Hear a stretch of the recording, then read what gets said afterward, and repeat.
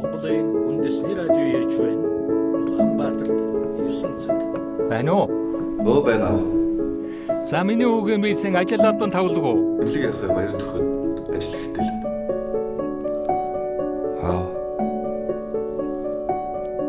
Би нэг юм хэлэх гээдээ. За. Хүүний цагаан сараар ээлжтэй болчлоо. Очиж амжихгүй наа. Уучлаарай. За ажилтаа болчлоо дараа ярь. Заатч ажилтаа байна гинэ. Ирж амжихгүй нэг.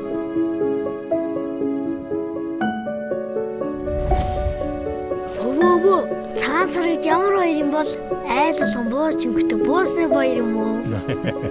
Цагаан сар гэдэг чинь монголчуудын хамгийн сайхан баяр юм байгаа байхгүй юу? Энэхөө хүн болгон том болдог юм.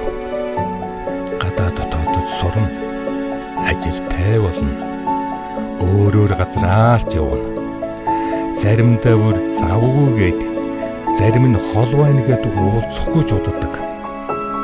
Харин цагаан сараар л халуун ам бүлээрээ цуглаж хайртай хүмүүстэй хамт байлгадаг хайр дүүрэн баяр юм да.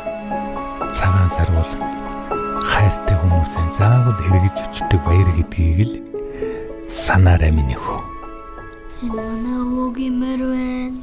Энэ манай өвөгийн гэр байна. Эмээ өвөө дээр очих юмсан.